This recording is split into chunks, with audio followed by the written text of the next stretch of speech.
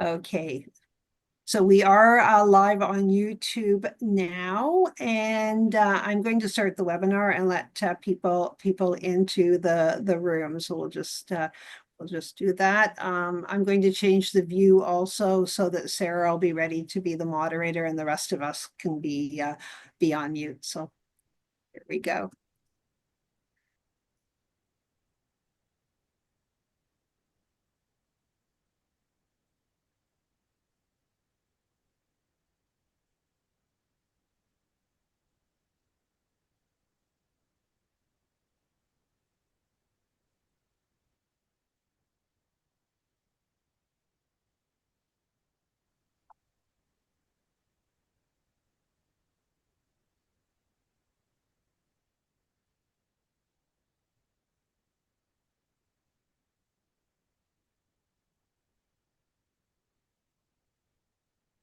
Welcome, everyone. We're just going to wait until more folks join and we'll get started.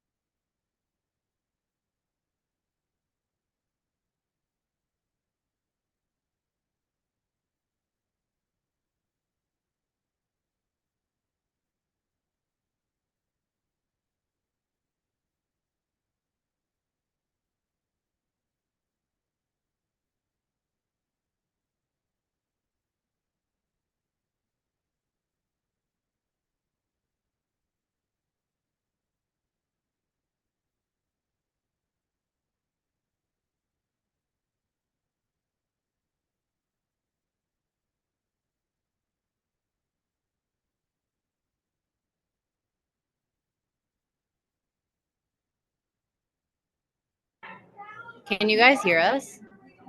Yes, we can hear you. Oh, okay, awesome. You guys ready for us to start in Toronto as well, Camille? You're good. So shall we get started or wait a little long? Okay, perfect. Good to go, Sarah. Thank you. All right.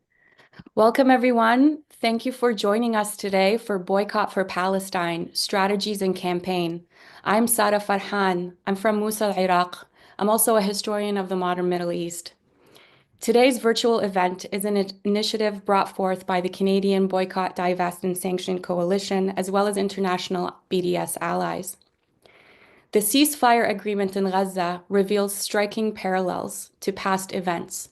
Notably, Israel's Operation Cast Lead in 2009, which ended at the directive of then-President-elect Obama, of course, to prevent it from overshadowing his inauguration. Similarly, recent U.S. presidential pressure influenced the current ceasefire agreement, compelling Israel to comply under the leverage of American authority. The agreement primarily includes a mutual hostage exchange, thousands of Palestinians detained by Israel for 100 Israelis, as well as a commitment to humanitarian aid, Gaza's reconstruction, and a lifting of the devastating siege. However, history urges us to be skeptical about these promises. Similar commitments following previous Israeli assaults, such as Operation Protective Edge in 2014, have routinely gone unfulfilled. And since post-ceasefire promises often dissipate without accountability, leaving Gaza's blockade and suffering unaddressed, it is more important than ever for us to stay vigilant, keep organizing, and uphold our governments to see that each step of the agreement is met. In addition to the horrors unfolding in Jenin with Operation Iron Wall, that offers us a behind-the-scene clandestine treacheries that are currently unfolding. And so it is my pleasure to be here with you today to moderate this timely panel by Boycott for Palestine, Strategies and Campaigns. Today's 4 speakers are from organizations that are part of the coalition and allies, coming from Canada, South Africa, and Palestine. The Canadian BDS Coalition was formed in 2016 and has about 25 member groups from across Canada, along with international allies. Currently, we are also live streaming on Just Peace Advocates YouTube channel. You can learn more about the BDS Coalition and international BDS allies at bdscoalition.ca or follow them on their social media venues. Today, we're joining the Forum for Unity and Struggle, Liberation, Solidarity, and Collective Justice in Toronto. It is a 2-day session which has over 200 people in person in Toronto, Ontario, Canada, as well as on Zoom, where last time we checked, more than 650 people registered from all across Canada, the USA, and we also have folks joining in from India, Belgium, Pakistan, Australia, United Arab Emirates, Saint Martin, the UK, Albania, South Africa, Ireland, Switzerland, Morocco, and of course, Palestine. This is truly a testament to our global solidarity and unwavering commitment. So please congratulate yourselves and your peers for continuing steadfastly. Our movement is a horizontal one, without centralized leadership. And history tells us that movements that esteem horizontalization are more likely to succeed because they are much more difficult to crush. While these 4 panelists have been doing this work for decades, many groups worldwide are active and persistent in their work. So I hope you join me in viewing this session as a panel where we all have a spot. We aim to discuss the activism of our panelists and emphasize method and strategies for continuation. The structure of the panel is as follows. Our panelists are Hanna Kawas, Bana Abu Zuluf, Karen Rodman, and Bram Hanekom. I'll provide a brief bio before each panelist speaks. Then we will go to the in-person space in Toronto where we will take a few questions.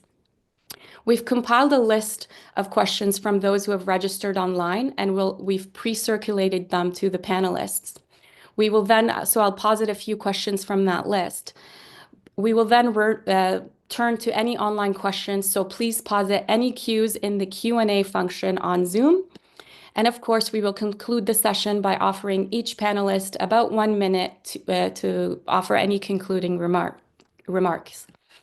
So starting us off is Hanna Kawas, who is a Palestinian activist, writer, journalist. He was born in Bethlehem, Palestine. He is the Canada-Palestine Association chairperson and a founding member of BDS Vancouver Co-Selish. So please, without further ado, join me in welcoming Hanna. Thank you, Sara. Thank you. And to start with, I'd like to thank all those who stood with us all through this critical moments in history since October 7. The support was amazing, and we should congratulate all those who stood with us and say we will remember you the same way we will remember those who contributed to the genocide on Palestine. We'll never forget them. We'll never forgive them. Having said that, it's really important to say that the solidarity work, including the BDS work, is very important, not just because it hurts Israel financially, because it is minimum hurt for Israel. The importance of it is mostly educational. If we have wins, that's fine, but that's not really the crucial issue. The crucial issue to educate and reach out to the people all over the world. Having said that, you know, I don't think Palestine is gonna be liberated by the solidarity movement or by the support work across the world, although I said it's very important. The cost to Israel is really shows that the liberation movement is having heavy cost on Israel. I'd just like to show this report from the Times of Israel that was published on October 7th, 2024. And they say the direct cost of funding the war with Hamas terror group, quote unquote, in Gaza through August, from August was a new Israeli shekel, 100 billion. That's translate into 24.4 billion. According to the finance ministry, the Bank of Israel reckons the total cost rise to 250 billions at the end of 2025. That translates into $66 billion US dollars of cost to Israel. And this doesn't include, like the other sentence says, the war on Lebanon, which cost them quite a bit also. So I don't think we can match these figures, the 66 billion loss to Israel. But, we could help in, support work and in also helping them to a lesser degree. I'd like also to show that, it's not Israel is the enemy. The enemy is these multinational corporations and the imperialist powers. If it was for Israel, I said it many times, Israel won't last on its own for 1 week. We are fighting against the imperialist powers, including the USA. That's why we included in our basis of unity as a BDS coalition that the boycott should extend to those who are supporting the genocide, including the US and Canada and the European countries that are complicit in genocide. It's really important, and not just to hurt them financially, but as I said again, to educate the people that they are complicit in this genocide. Back to the issue at hand, really we started the BDS work maybe over almost 50 years ago. And I'd like to show this screenshot of when the PLO came to Vancouver in 1976. This is from a publication called Palestine and Struggle, the May-June issue of 1976, when the PLO came to Vancouver. We called, as it's noted, that we should boycott the Zionist state. The Arab regimes used to pay lip service to this boycott, but it wasn't really effective because they were tools of the US imperial power in the Middle East. And they existed because of that. They are imposed on the Arab people, these Arab regimes. In his first term in office, Trump said that he told the King of Saudi Arabia that you won't last 2 weeks without our support, admitting that he is imposing dictatorships on the Arab people. And really, in his talk with King Salman of Saudi Arabia, he's told him, you pay up or else you won't last more than 2 weeks. And saying that basically, and he's doing it again, he's doing it again to the Saudis. It's like a mafia protection money he's asking from the Saudi regimes, and they are doing it really, the Saudis, again, is despicable. They are trying to invest 600 billions in the US, while, Trump is not satisfied. He wanted $1 trillion to be invested.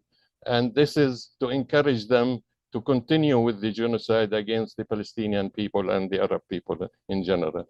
But having said that, I'd like to move to the, there was lots of work, and it is, it's on our website, Canada-Palestine Association website. Also, it's on the Canadian BDS Coalition website. All the work we did to do do the BDS work or the boycott work.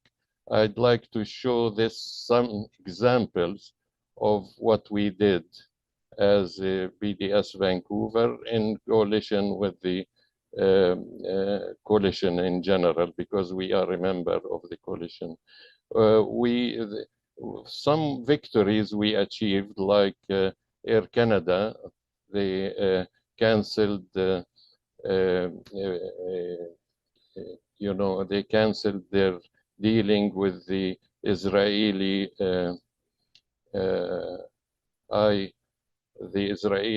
company, that's the military company that was doing their maintenance in airports in Israel. They canceled it 2 years before it matured, and that was a victory.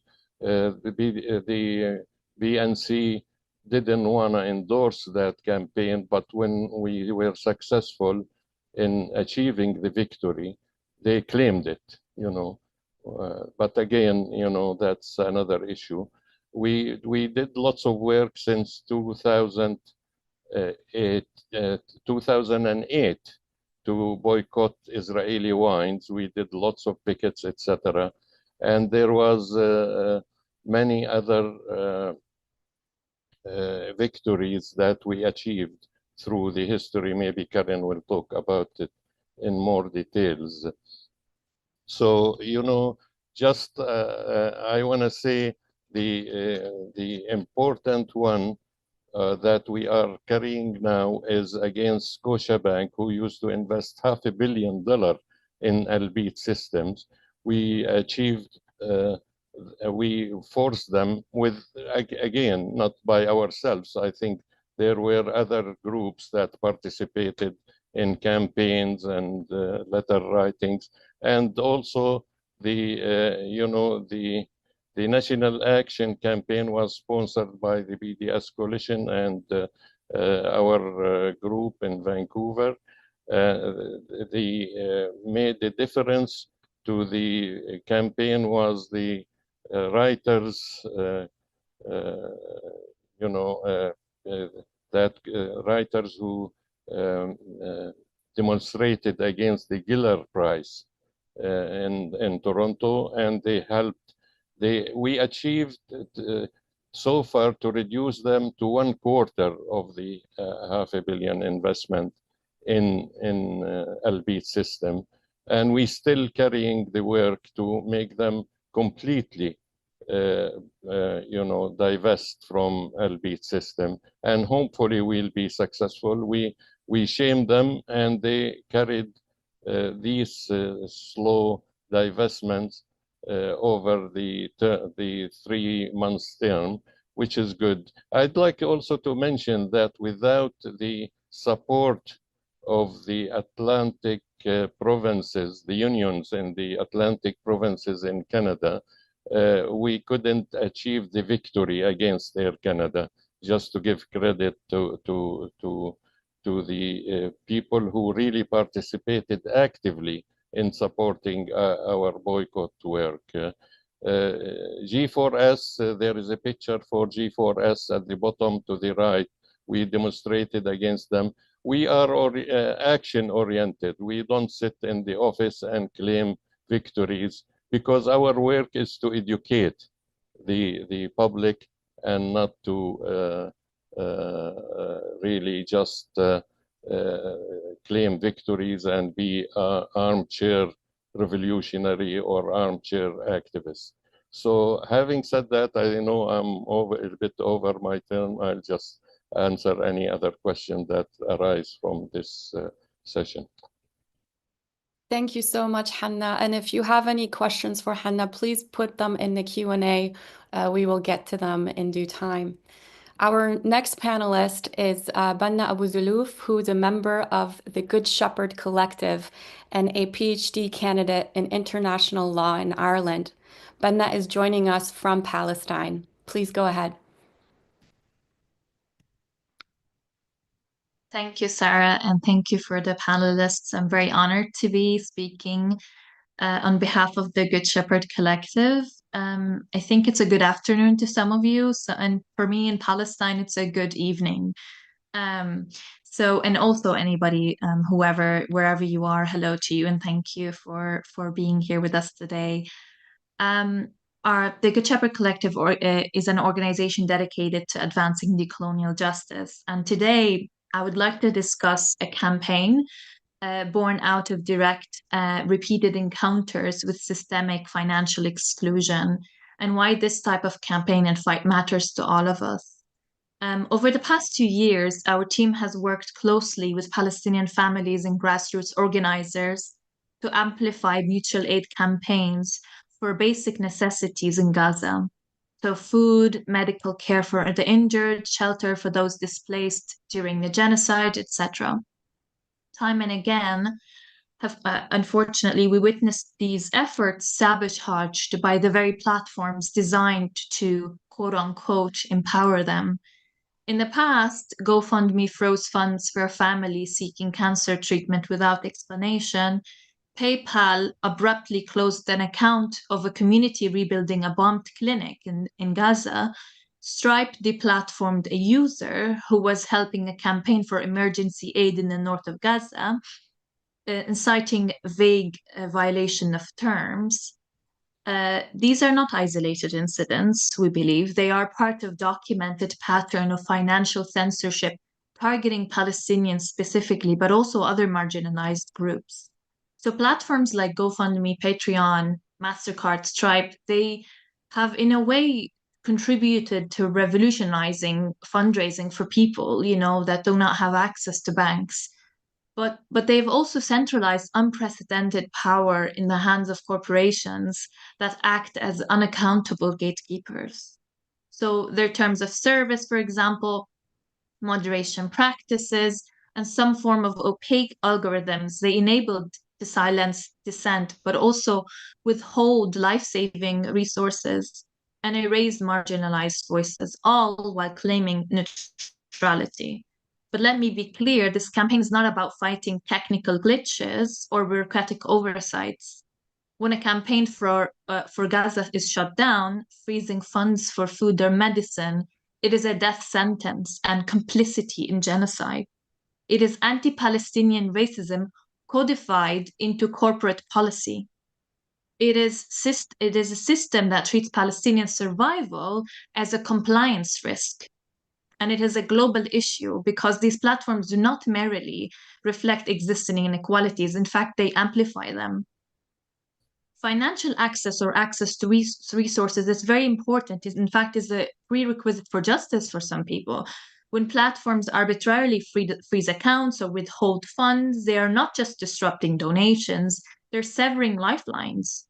So in Gaza, where borders are closed and economies shattered, these platforms, unfortunately, often function as the only conduit for aid. So by cutting off that conduit, they compound trauma, they entrench poverty, and stifle resistance in a way.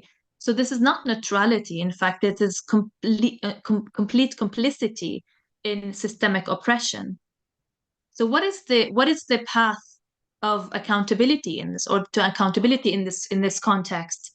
So we propose two parallel strategies in this campaign. One is legislative action, and the second is strategic consumer pressure or boycott campaigns. So what type of legislative action are we suggesting? We know that governments regulate banks, credit agencies, and utilities to ensure fairness, right? There's always this condition of non-discrimination. They're only really regulated for this, not for anything else, really. So why should payment processes and crowdfunding platforms operate in a regulatory vacuum? Why are they just completely removed from that regulation? So what we demand in this instance, we demand laws that require platforms to disclose specific reasons for shutting down campaigns or freezing funds, establish independent oversight bodies to audit moderation practices for bias, but also mandate appeals processes for affected users. So if a bank must explain why they deny a loan to somebody, why should GoFundMe not explain why it withholds aid for a child's surgery? I think this is the bare minimum we're asking here.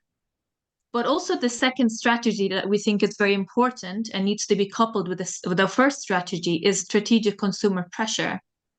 We understand that boycotts alone cannot dismantle monopolies, and capitalism as well, but they can expose the hypocrisy of neutrality or expose anti-Palestinian racism ingrained in those systems. When platforms, they profit from branding themselves as change makers while silencing Palestinians, public pressure can in fact force that transparency. For example, MasterCard's role in blocking donations to Palestinian aid groups must be scrutinized, not just by activists like us, but also by shareholders, policymakers, and consumers of these services. While we want to fight accountability, we must also be, innovative. Centralized platforms dominate because alternatives are scarce. We are exploring decentralized models like community-owned cooperatives, blockchain-based fundraising, and partnerships with ethical fintech developers to reduce reliance on these kind of corporate intermediaries, right?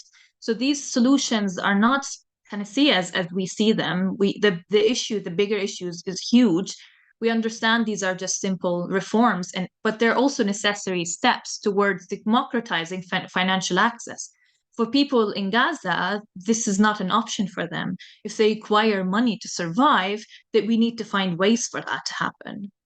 So this campaign is much more than transparency. It is about dismantling systems that conflate Palestinian solidarity with risk and mutual aid with non-compliance. It is about ensuring that financial infrastructure serve equity and not repression.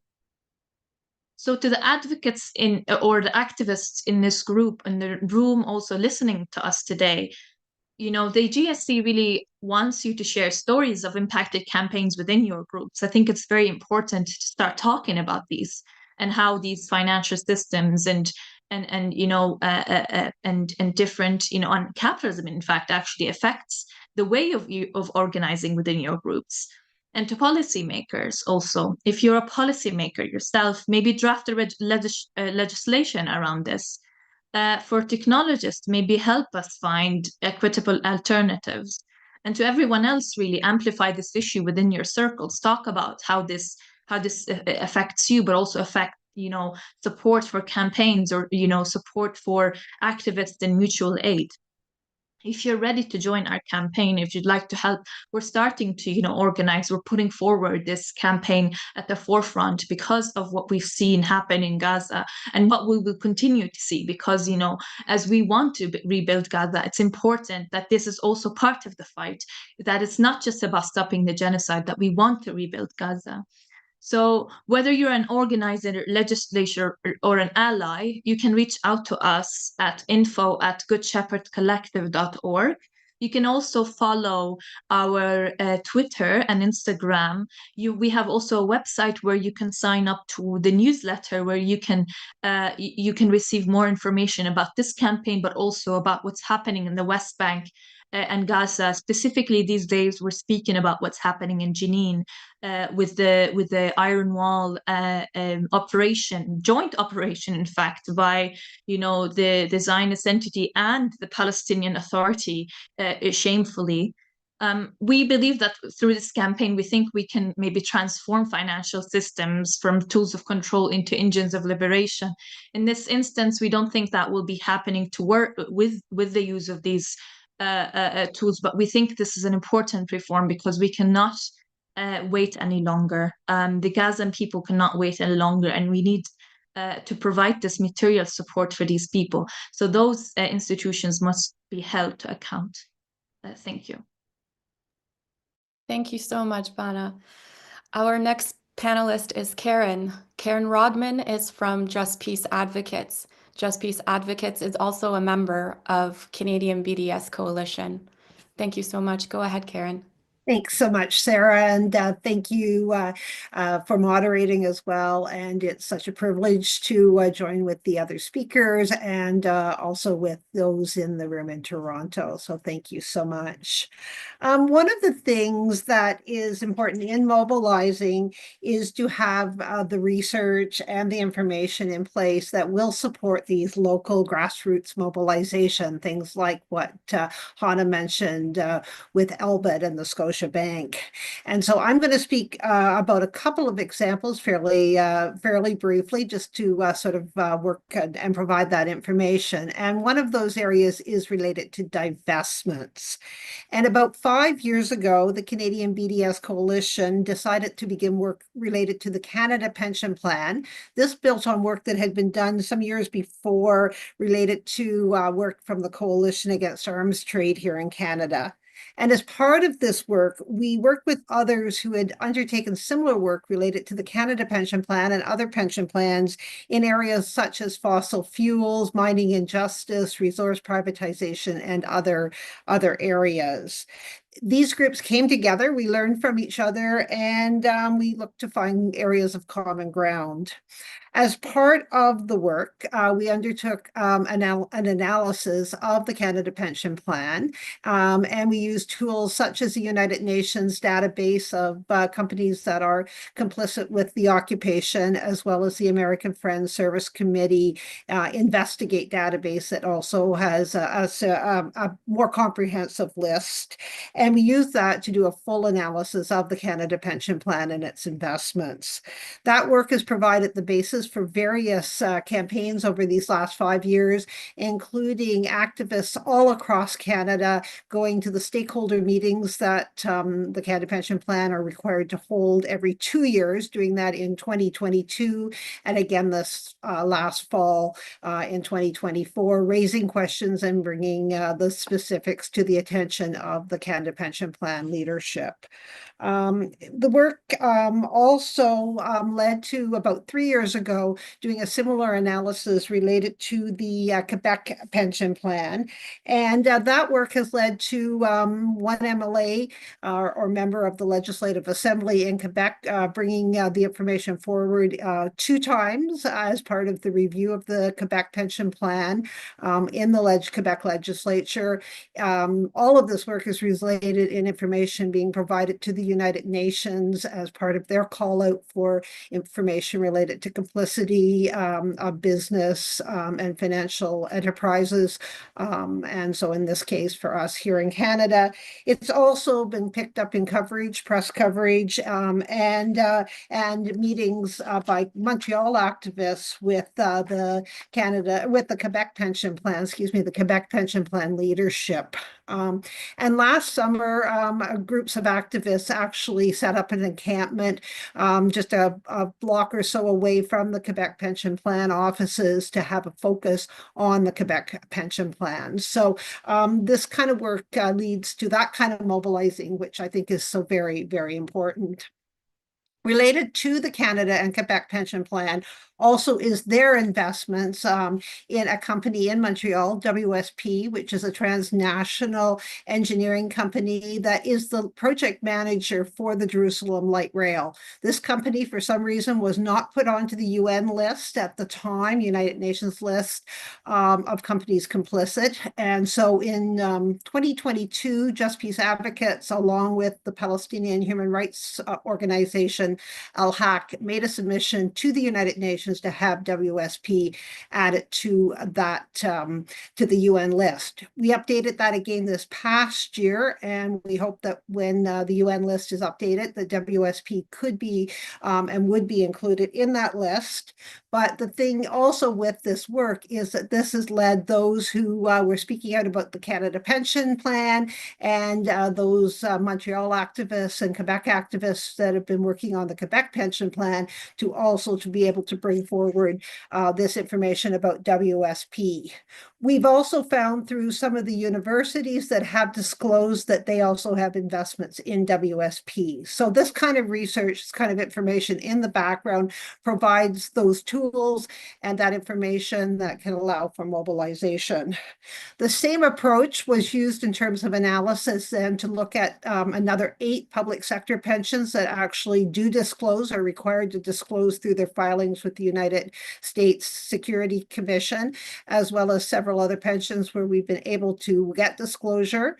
Also, the 5 big banks, including Scotiabank, that Hanna has spoken about, and other financial institutions such as Desjardins and some insurance companies, and even a few universities where there has been disclosure. So these kinds of tools allow for that sort of look at the whole portfolio and to assist to have that information, not just for member groups of the Canadian BDS Coalition and international BDS allies, but for the broader movement as well. So this has allowed us to basically have an understanding of that complicity through investments, but to allow for education from for the interested public and allow for that grassroots to begin here locally and here in Canada. But even beyond that, very recently we had an artist-based group who's been very focused on environmental issues from another country, who is actually taking a campaign forward related to one of our Canadian big 5 banks, and using our material, and probably will be working with us. So it's really interesting how these kinds of things come together through having that information available. Another area that we have focused on in regard to following the money specifically is our Canadian tax-paying money. And those of us paying Canadian taxes are subsidizing a number of Canadian charities that are sending funds to support the Israeli military settlements and other efforts of the pro-Israel activities that are not compliant with our own income tax law and often not compliant with international and or other Canadian domestic laws. This work actually started when a report was put out by the group that Bana is part of, the Good Shepherd Collective, called Defund Racism. And it looked at identifying a number of supposed charities, organizations, settler organizations, and others in occupied Palestine, and identifying those that are supported by Western charities. So that led us to say, here in Canada, we need to figure out what are the conduits that are providing that funding to those settlement groups. And so from that, through access requests and other public information that's available, we have been able to work on several dozen of these sorts of charities and bring that information forward. We've been able to work with a number of other groups inside and beyond the coalition who have specific interests in this work. And as just one example, last September on International Charities Day, the United Nations International Charities Day, there were groups that mobilized in over 20 locations at Canada Revenue Agencies of the 50 or so offices in Canada. So that kind of mobilization and interest is really, really so important. So there are, just very quickly, a couple other tools I do want to point out that the coalition has that are available for activists and consumers. One is the database of shame and boycott. And while we do really want to make sure that there are targets, it's also important that we have the choice to be able to make those decisions ourselves. And of course, lots of folks will be using many of the apps and such that are available. In terms of the Canadian BDS Coalition and international BDS allies, we've worked to compile lists both from within the Canadian context of things that we have worked on, but also bring in from many other resources such as whoprofits.org and other organizations to identify those. And it's a grassroots effort, so anybody can contribute to flagging, providing information about those companies, due diligence, and some research is done before they are at it. And sometimes those result in infographics or even campaigns that will follow. We also do have an apartheid-free list of businesses and organizations, and we encourage businesses and organizations to self-identify and be put onto the apartheid list. And of course, over the last year, there's much more interest in that. It's sad that it is a genocide that brings that interest forward, but I do encourage businesses to speak up where they are willing to identify themselves as apartheid-free. Another resource I will just mention is Just Peace Advocates does have a legal and tactical guide. It's possible the people in Toronto have already heard about that from our friend Shane Martinez earlier today, but I'll put links for that and other things into the chat after I'm finished speaking. But that guide also has some specific information, legal and tactical, related to boycott, divestment, and sanctions, and gives some of the history and some of the legal cases as well. So that is important. So over the years, just to wrap up, over the years, the work of the coalition has been to echo the campaigns of our member groups to feel that we can do that work stronger by combining with the work across the country, and also to work together to come up with campaigns that are important. And this means that we've been able to do campaigns that are based on the local context, but also be very nimble in our ability to sort of move as opportunities come up and are forward. And so really our focus has been about being able to make choices, be able to do education. And as Hanna has said, we haven't been really that focused on victories. Sometimes they do occur, like the Raptors not going to Israel, or the Air Canada contract being canceled 2 years into the 5-year contract with Israeli aerospace industries that Hanna mentioned, or others. But mainly our focus is building capacity, building relationships, and building awareness to how we can work together for the liberation of Palestine. So thanks so much, and back over to you, Sara. Thank you so much, Karen. And just a quick addition, that's how Karen and I became connected, is when my students started to organize, and I wanted to make sure they had legal protection. So the work that JPA does is immeasurable, and it's growing. So thank you so much. Our fourth panelist is Bram. Bram Hanekom was born in 1984 in Harare, Zimbabwe, while his family was in exile from apartheid South Africa. He's a board member of Africa4Palestine, having been involved in activism for Palestine for the last 2 decades. He has also established himself as an activist for refugee rights, farm workers, and youth. He serves as on the boards of several NGOs.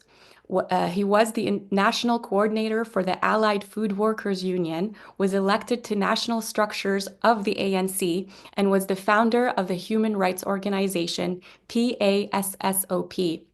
His views, much like most in the Africa4Palestine movement, have been largely influenced by his life experience as a member of a family which fought against apartheid in South Africa. Thank you so much, Bram. Go ahead.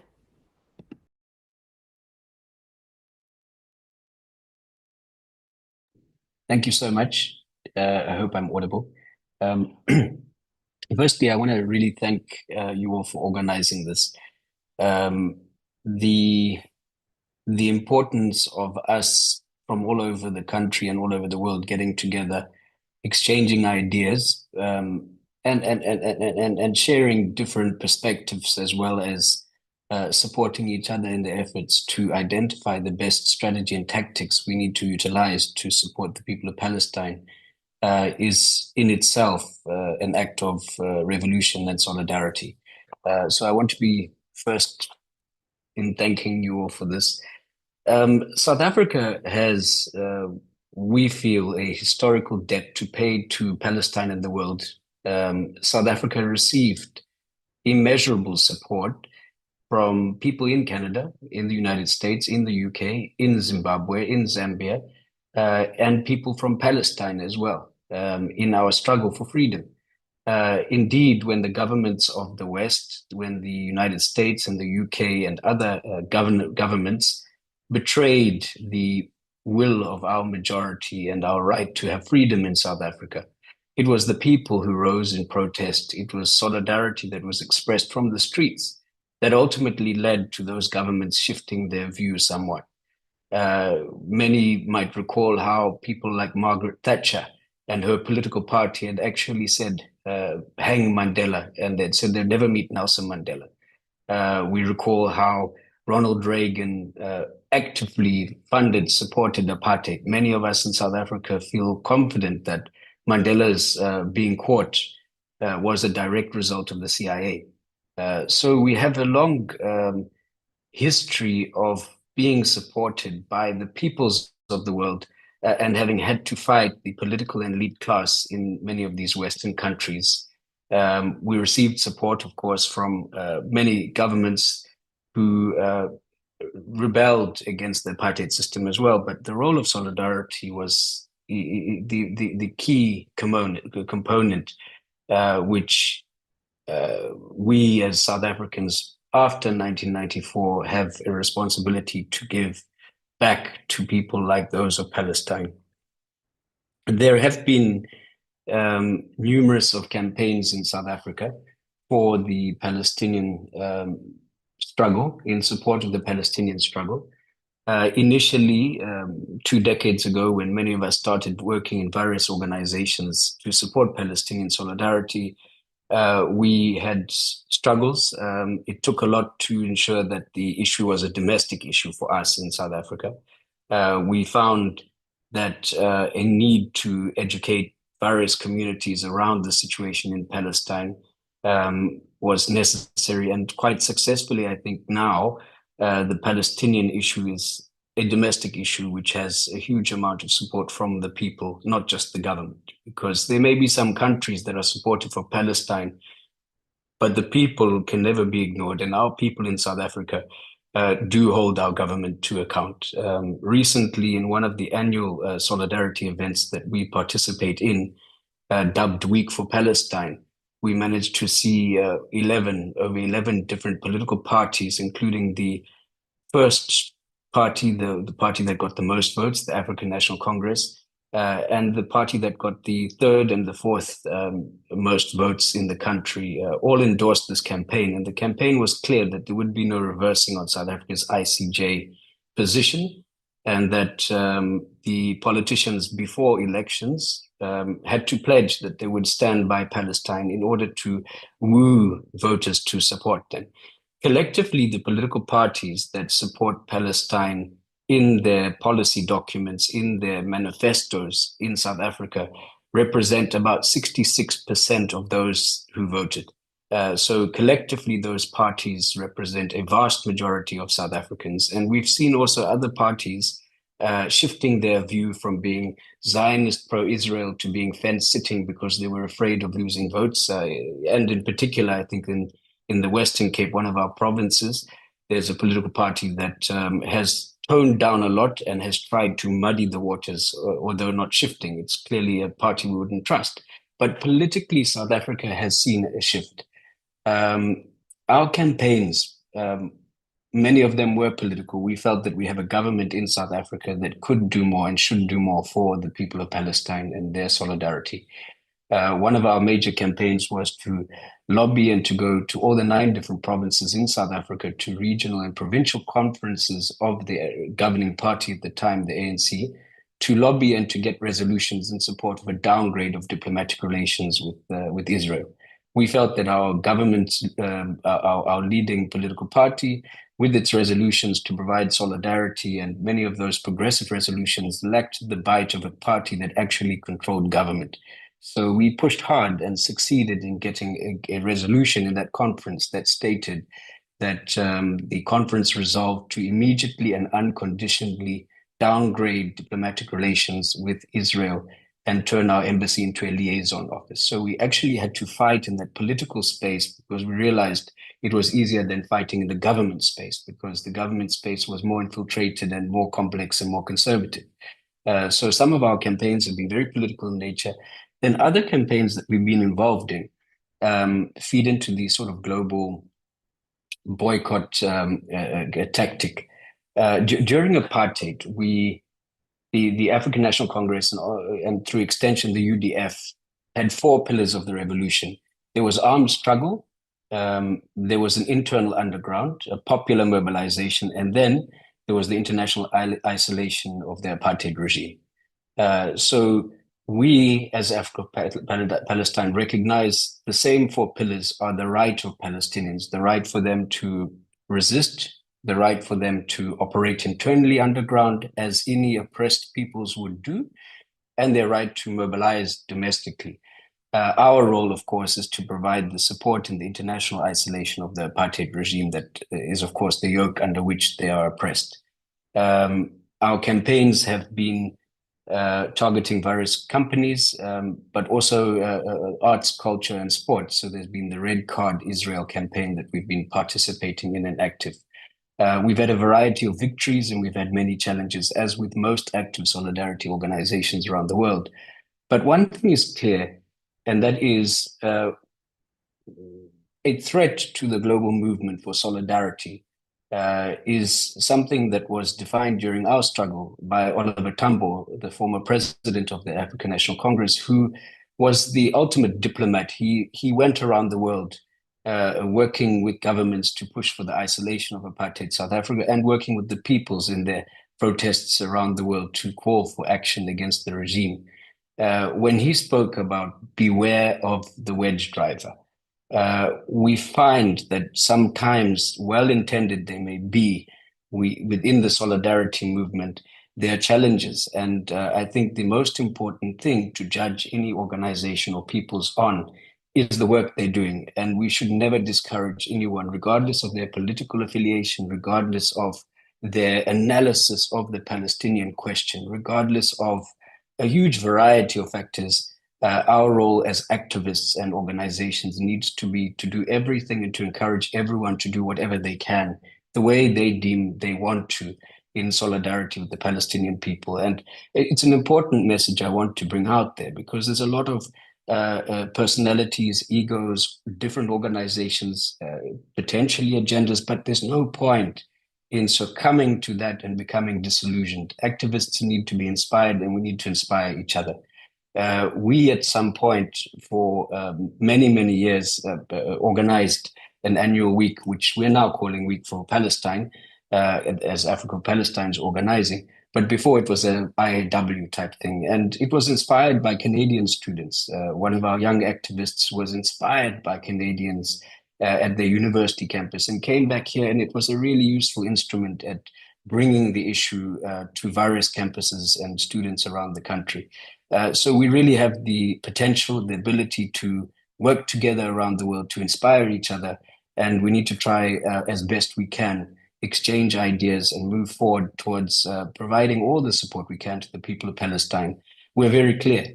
The people of Palestine must determine their own constitution. They must determine their own solutions. We will support them unconditionally.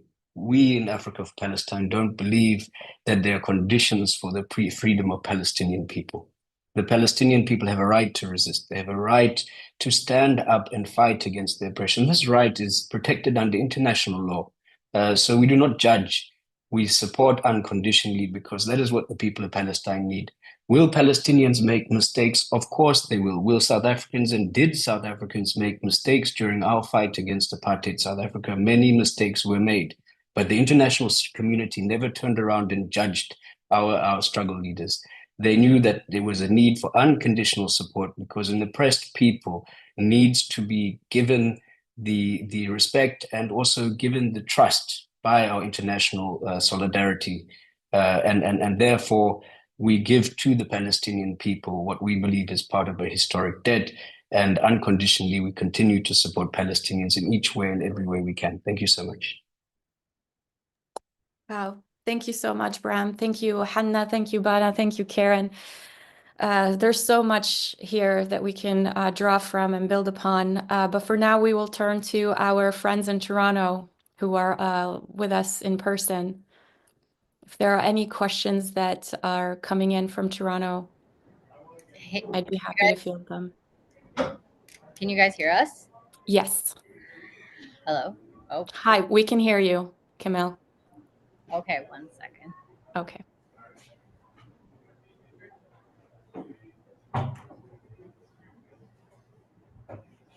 Okay, mics are not working right now. I don't know why. So if anyone has any questions, please come up so they can hear you. Does anyone have any questions for the people online? Yes, please. If you don't mind coming up. Is that okay? Sure. Sorry. Maybe you can also repeat it. Like if you can hear it in the room, you can repeat it back to us. Yes, please come. Or It's just for easier. those who have any mobility issues. Yeah. I'll fix the mic in the meantime. Okay, thanks. So my Palestinian family is pretty split about what like the best way to boycott is. So we have some that take the stance of you have to be very targeted with specific companies to have the biggest impact. And then I have like my sister who will research for 30 minutes to figure out who's on the board of directors and then ends up boycotting 95% of companies out there. And then you kind of get into that spiraling of like, okay, but if I get Kirkland diapers, they're made by Huggies and Huggies owned is by this. So like, what do you suggest? And it's a question I get from high school students as well all the time, where they'll be like, someone was eating McDonald's, but Tim Hortons is okay. And then it's like, but Tim Hortons is owned by Burger King and Burger King did what McDonald's, and it kind of goes around.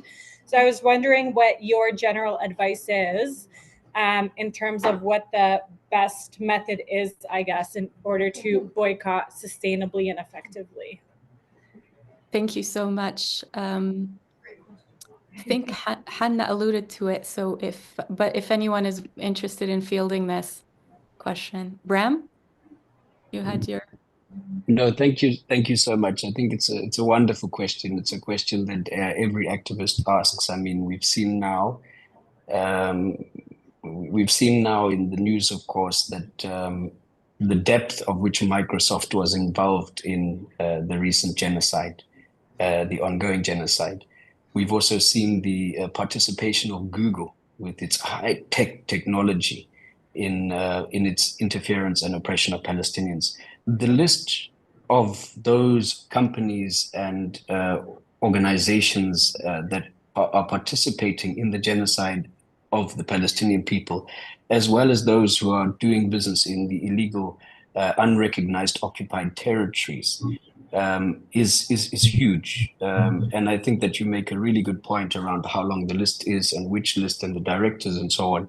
That is why we personally, as an organization, we advocate for the targeted boycott, because we see the need for boycotting all these different products, but a campaign like the Boycott G4S, or the campaign like FIFA Red Card, or a campaign like what we had in South Africa with Boycott Woolworths, which got some international news because Pharrell Williams came and we disrupted his conference. It was a targeted campaign.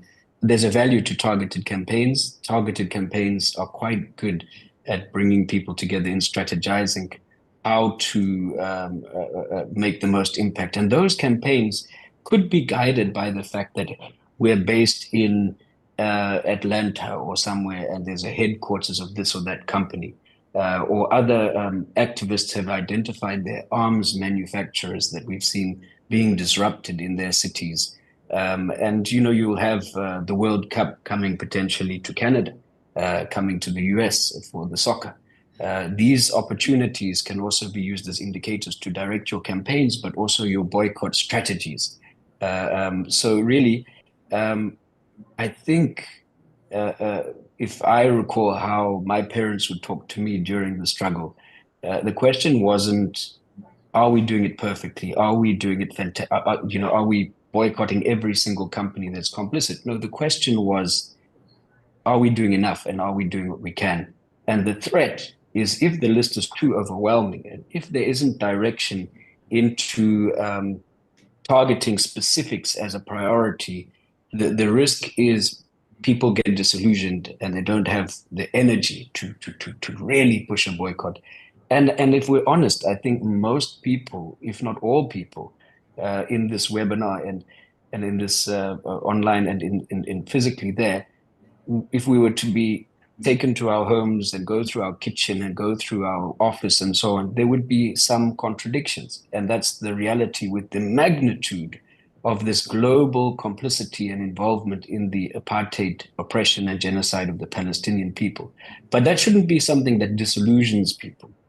It should be more of a reason for us to be inspired to fight harder, and not allow ourselves to be discouraged. So I think in summary, if one can target that's a particular a brand with all one's energy, you bring the most blood from those companies. Thank you. Thank you, Bram. Hanna, you want to add something? Yeah, I think really we're not saying, you know, I'll just share something from our basis of unity as, you know, Canadian BDS coalition. We say, you know, that we should boycott all those who are committing genocide. Whatever the case, you know, whatever people can do, they should do, whether boycott targeted or not targeted.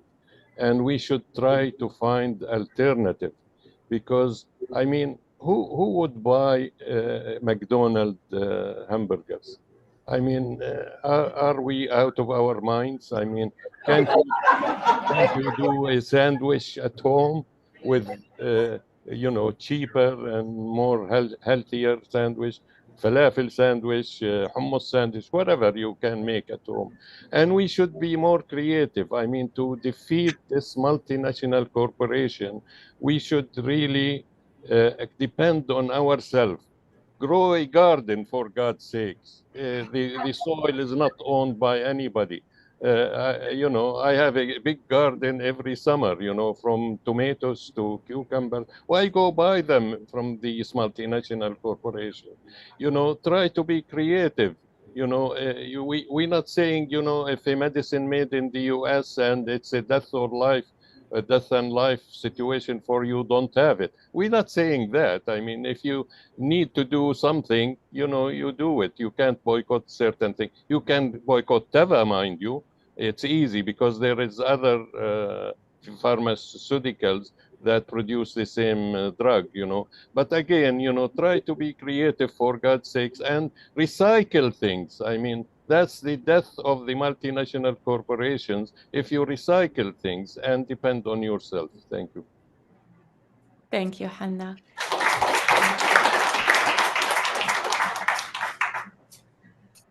Kamel, any more questions from your group? Any more questions?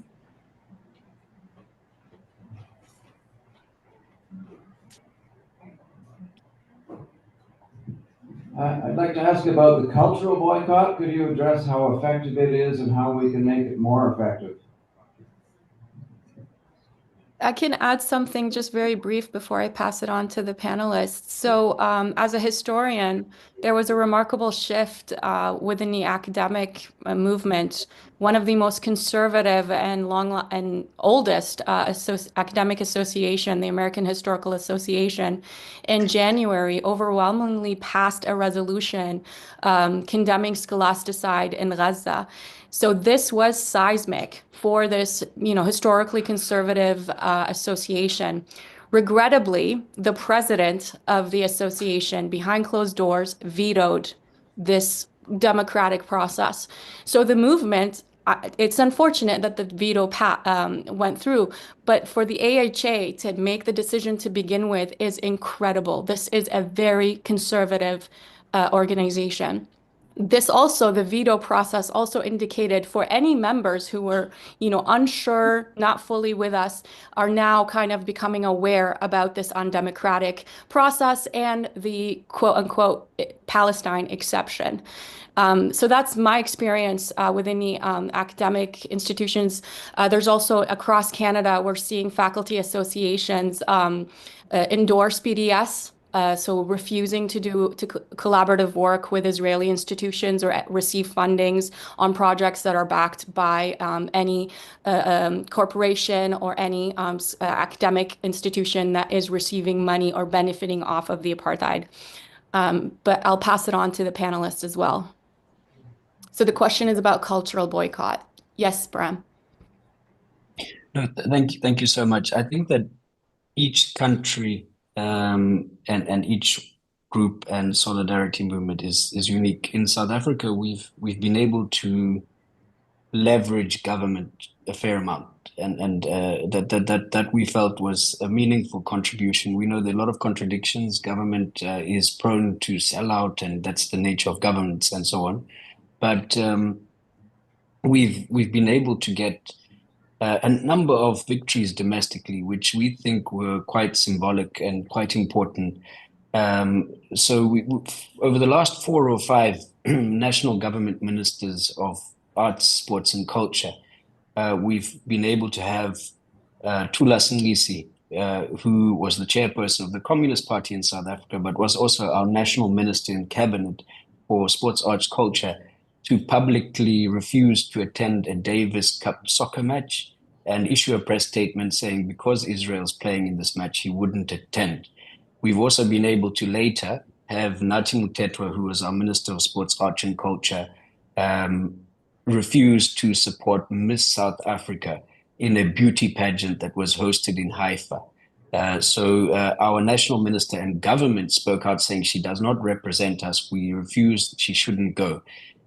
She did proceed, but she went for her own jacket, because when your government says we don't support Miss South Africa, and she proceeded to go because it's a private company or organization, and we don't have the constitutional mechanisms to stop people from traveling to such events. But she went under a huge cloud of humiliation. And as with lots of campaigns, even the victories that we don't win, sometimes the amount of media and awareness and conscious attention they get is more powerful than even the victory itself. So we found that huge international media attention was now focused on Miss South Africa and whether or not she'd attend this pageant. And it helped, I think, a lot in awareness. And then our former minister, Zizi Kodwe, prior to the Olympics, wrote to the Olympics Committee asking for Israel to be disallowed participation. Now, I'm not sure whether that's been public or not, but that definitely happened. So these are the kind of victories around sport. And I think the Miss South Africa's arts culture. Now, they might not have been victories, but it's still quite seismic for our government to have spoken out on those issues. And we'll continue to push for a complete ban of any sport and cultural activities with Israel. But in each federation, each sport, and with our government, we're just trying to figure out where and which levers. So that's part of our campaign currently. But there have been victories, and South Africa is becoming a country where people are ashamed to be seen anything to do with Israel. Over the last decade or two, we've seen a huge number of murals on people's walls for Palestinian solidarity. Cars all have Palestinian solidarity stickers, and next to no cars anymore have Israeli flags on their windows stuck. So there's a huge change in the civil society that is basically marginalizing and making it very difficult for Israel to participate. Thank you, Bram. Bana? Yeah, in relation to this question, I don't want to be cynical, but I don't think that boycotts alone are in fact the most effective, or they have to be coupled with other things. And I think the thing that is almost always forgotten is the power of unions, trade unions. I think it's very important that we mobilize the unions. And it has to do with the fact that unions have a lot of power to destabilize companies, food markets where they have to sell things. Like if you are boycotting food items that are sold in store, but then the workers are still handling them, putting them in front of, or handling those products, I think it's not going to be as useful as, the workers also saying, look, we don't want to handle these products. We don't want to put them on shelves ourselves too. We will engage in strike and we will support the boycott as well. And so they will be, holding themselves to principle. This, in fact, happened in Ireland, where I'm based, usually not today, though. I'm in Palestine. We had a boycott of Dunnes stores. And in Dunnes stores boycott, what happened was that, the workers decided not to handle any food items, any products from South Africa, apartheid South Africa. And so they were like, look, we don't want to handle any of that stuff. We want to have a strike as well. We refuse to handle the items. And if you want to handle the items, we will strike completely. We will not be working. And so they decided to do that. In fact, actually, this has helped also the Dunn stores to actually implement the complete boycott. They no longer dealt with it. They no longer bought those items. And I think that was a very powerful move. It wasn't just that people boycotted the items; it was also that the workers decided not to handle the products. And the same thing is in academic institutions. If the staff do not want to work, they're on strike for Palestine, I don't think the institution can just say, oh yeah, we have to engage in programs with Israeli institutions and blah blah anymore, because the whole institutions will be disrupted if the staff decide not to work. So, I mean, yes, students can, hold protests. They can say, we don't want to engage in seminars and things like that, but it's not going to be as helpful as if the unions of staff and staff unions organize themselves. So I think we have to look at that and the role of unions. In Ireland, we had successfully shut down the embassy. There's no longer an Israeli embassy in Ireland. And I think no matter how many times people tell you that it's actually because the Israeli just government decided that it's going to shut it down on its own, that's a lie. It's happened because of the work of the people, the unions. We had Artists for Palestine, Academics for Palestine, Mothers Against Genocide, Writers for Palestine. Every group had something to do with Palestine. Every community had something to do with Palestine. Palestine was put everywhere. So I think boycott should just not be a simple tactic of NGOs or groups. I think it should be ingrained in those communities, in unions and whatnot. And I think my hope is that this thing that happened in Ireland would happen in other places as well, because we need to do that. It can't just be boycott. We need to, as Bram said beautifully, I think it needs to be a way where people just don't want to have to do anything with anything Zionists or anything Zionism. I think we want kind of to remove, or what we call designify, our spaces, our places, our institutions from Zionism completely, discursively and materially.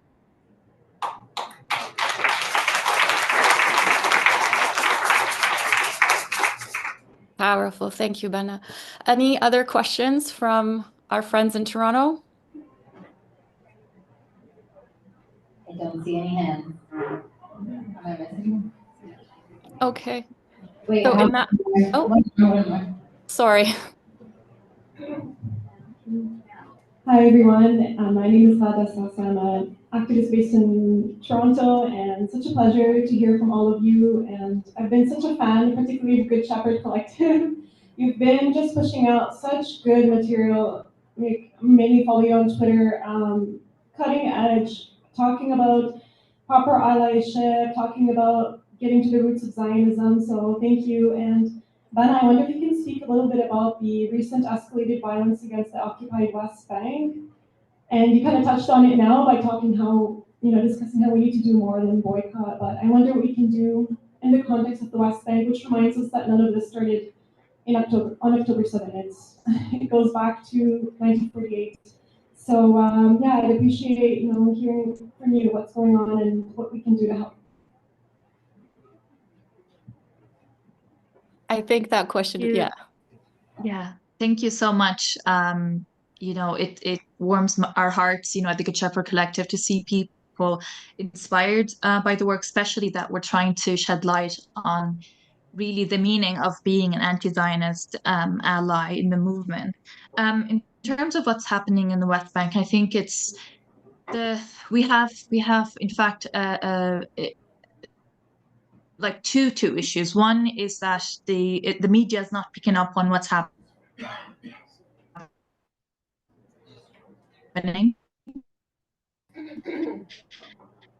The second is the Palestinian Authority is in fact jointly to Palestinians. So it's if I must say, it's in fact dangerous. A dangerous escalation to see how the Palestinian Authority is willing to go as far as that, to suppress and act as act as a tool and another also ally of the Zionist army, really military. In a way, I think one thing that upsets me about movements, abroad is that, we have this talk about, we need to recognize the Palestinian state. Why is our government not recognizing the Palestinian state? And it's all under the premise of the two-state solution.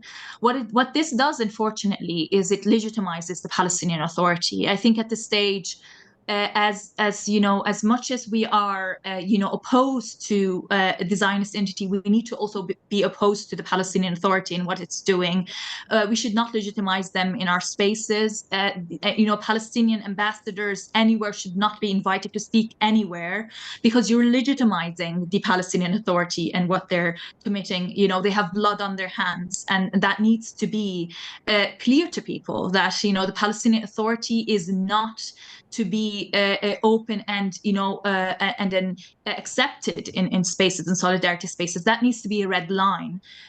When we talk about solidarity with Palestinians, we do not include the Palestinian Authority.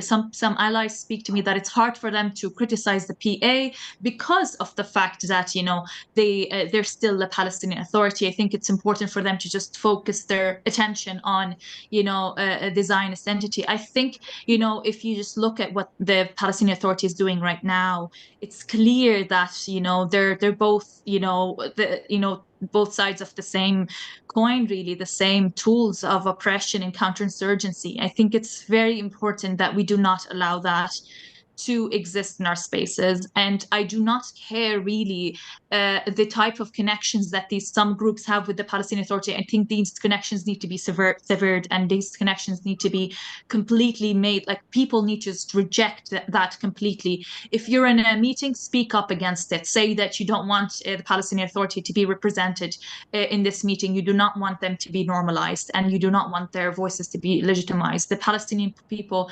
say no to the Palestinian Authority as much as they do to the Zionist entity.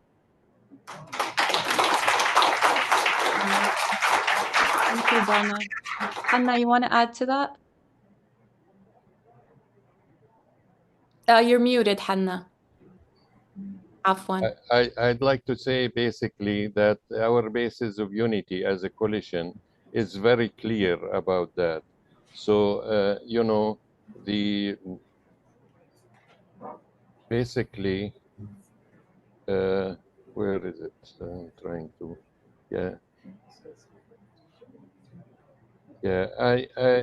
we say that we are against, here it is.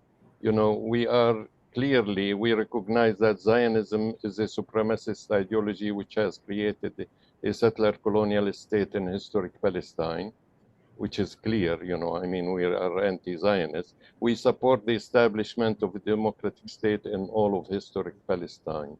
Really, this is the essence of our any solidarity work.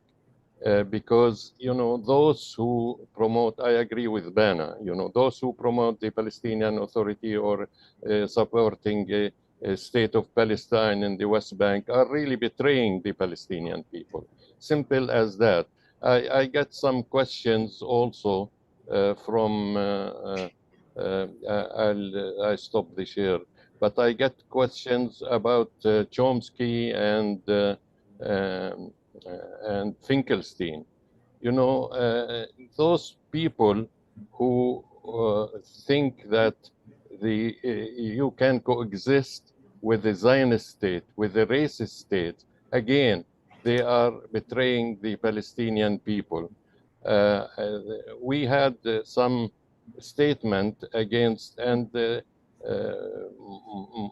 not just statement, but also discussion about Finkelstein when he attacked the BDS movement. I'll share the link on the chat for people to know. Again, if Chomsky and whoever, just because they are supremacist Jews, because they Jews in the name, we should, listen to what they are saying. That's nonsense, We have our own people who speaks for us. not anybody else, Jews or non-Jews or Christian or non-Christian. We have Palestinian, Jews, Muslims, and Christian who speak for the Palestinian people. And again, Abbas is to the dustbin of history. You know, the same like U.S. imperialism and Zionism. And just to add, in 1975, the General Assembly at the United Nations, Resolution 3379, did declare Zionism as racism, and that was in place until it was revoked 1991 in December, or 1992 January. So this was kind of a non-controversial opinion. So do we have any more questions from Toronto?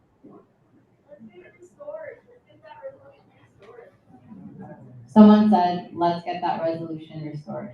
Yes, I agree. Thank you so much.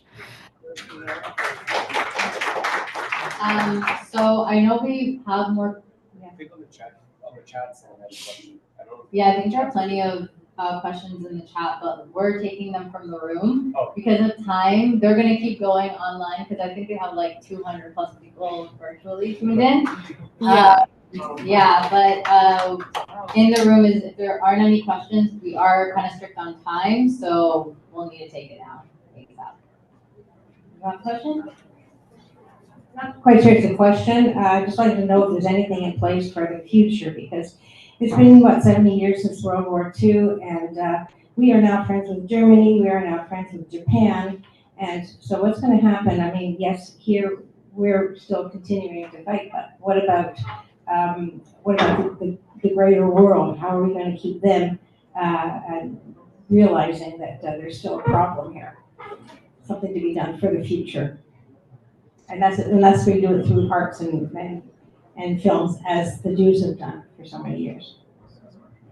So I think the question, it's a great question. You're asking us to predict the future, which I don't know if that's fair for our panelists.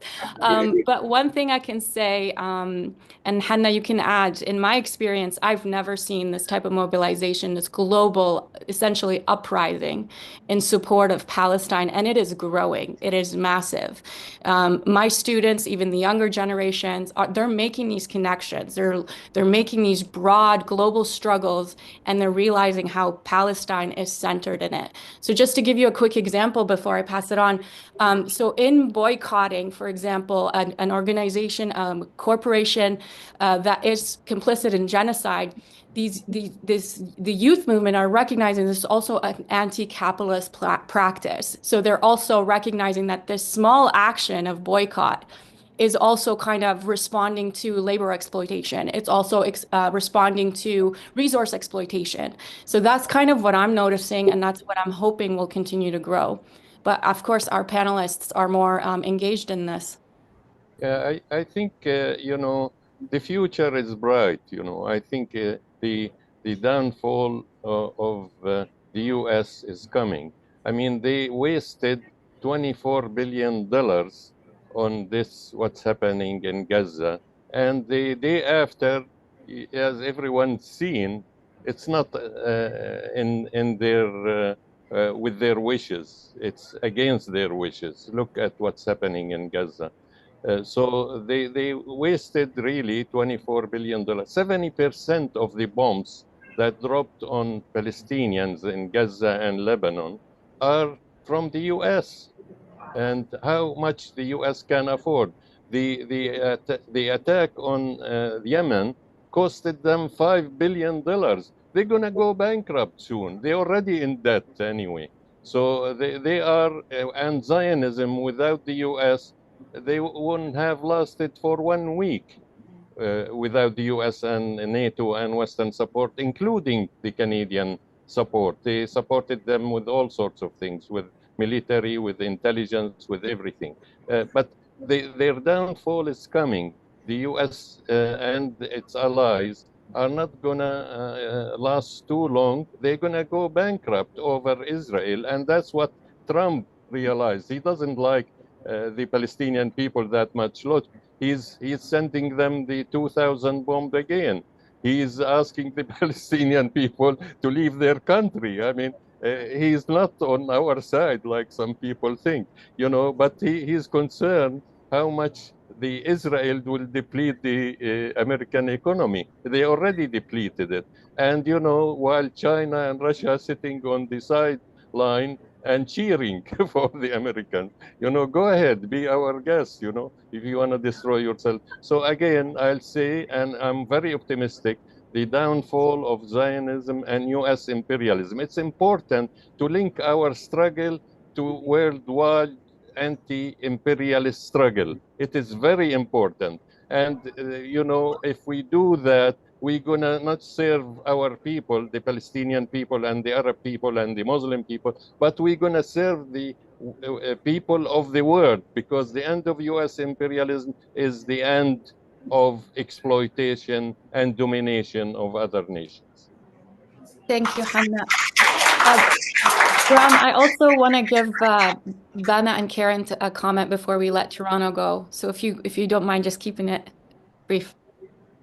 No problem. I just want to say that how long will the struggle be? Will we win? Again, those are conditions. I've come to the realization that my 10-year-old child or 8-year-old son, I have two, may need to take over the baton of solidarity. And so be it, because we will not tire. The Palestinians must know, regardless of how far the finish line is, and no matter how long the race and the run, and no matter how difficult, and no matter how the odds may look against or for the Palestinian, we're not going to tire. We won't tire. And if it doesn't happen in our lifetimes, we'll hand over the baton. But we, of course, want it to be. And it's important for us to have this analysis of, Trump and his term. Trump, obviously threatens to divide the Western bloc that was giving a blank check to Israel. Trump is not going to hold together with these Western leaders, so maybe that'll help and so on. But regardless, we're in it for a marathon if needs to be, an ultra marathon if needs to be, or a race that goes on as a relay through generations if needs be. But the people of Palestine need us, and for so long as they need us, especially when it's difficult, especially when it looks like the finish line is far, we need to step up and continue. Thanks. Thank you. Bana and Karen, just a few comments on that before we let Toronto go. I just want to say just one last comment is that, people in solidarity is, we haven't done even anything at all. And there's generally just both feelings of hope, but also demoralization. It's very difficult to keep yourself afloat because of that. I think it's important that people also stick with each other, that you're not really carrying this alone. So join movements, join groups. Do not just kind of, feel like, you have to do everything on your own. Just see what you can do, as small as it can, you think it will be or is, it's going to be very important for us. Palestinians, that spoke to us, from Gaza, they appreciated even like when people donated €5, or $5. They appreciated when people shared their story. I think everything counts for us in Palestine. I think your solidarity is very important. I know that there's generally like the people having all sorts of discussions about strategies and unfortunately sometimes that can also lead to pragmatism. And I think it's important not to have the tools in front of us be less strategic and be more pragmatic. I think no, we need to be strategic but also hopeful for something that that isn't a concession. I think we should never make concessions on behalf of Palestine and Palestinians. We should make sure that we're constantly asking for more. I think in a movement where we're used to being suppressed, sometimes our demands become smaller and smaller. In fact, no, we need to raise the roof and raise the demands. We need to continue raising those demands. I think the Palestinians deserve that, but we ourselves deserve that.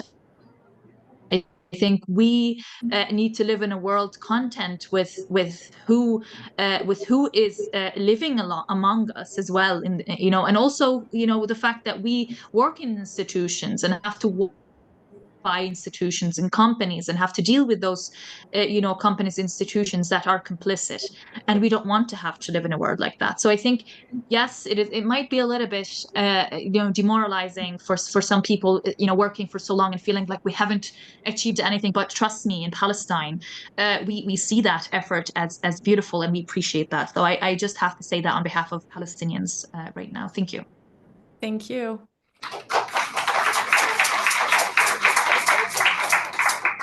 Karen, any final thoughts before we let Toronto go? Just to say thank you so much to the organizers, Camille and others in Toronto, and the group in Toronto for joining in this way, in a hybrid way, and with those that are online. And just to mention that it has been live streamed, so it is on the Just Peace Advocates YouTube, and we will get links and information that was shared in the chat out to people. So that will be posted on the Canadian BDS Coalition and International Allies website, and probably on Just Peace Advocates as well websites. So for those in Toronto who may not have been able to get the links or the resources, and others online, we'll get all of that out. So thank you so much. And certainly it is a critical moment, very critical moment. And so it's really good that we've been able, really important that we've been able to have this hybrid session at this time, and certainly for those who may be interested in being part of the Canadian BDS Coalition and International BDS Allies as organizations, do be in touch, do get a hold of us, and we'd be glad to speak with you. I think what's made us stronger through these last number of years is being able to have groups from across Canada and Quebec, and now internationally, where we can share our work and this kind of a forum, and keep the bar set high, as Bana has just said, and move forward in solidarity towards liberation. Thank you so much. This is really a testament of our solidarity. Have a fulfilling session and an enriching remainder to the conference. Thanks so much, Camille, for helping us out. Thank you. Bye, guys. Bye. Thank you. So for those of us who are still online, we do have some questions if you are not tired enough to field. A few of the questions we received from pre-circulation focus primarily on effective strategies. And I know a few of you have mentioned this. So I guess it is, I'll just read the second part of that question is, how can these efforts be coordinated globally for maximum impact?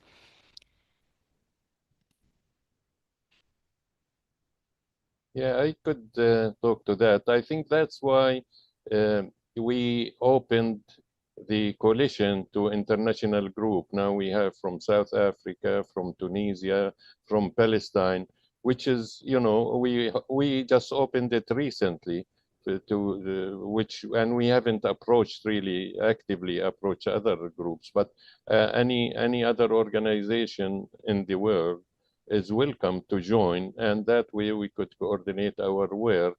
And there is lots of activities that's going on, and it's heartening what's happening all over the world, from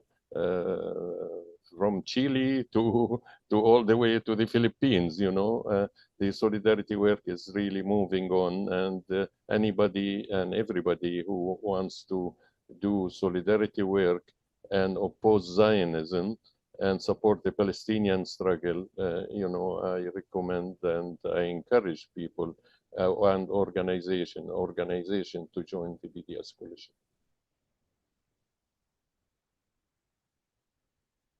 Okay, we have a few questions that were already sort of addressed. One is regarding the enemy as the PA, in addition to, Zionist Arabs in the UAE, and how to fight them.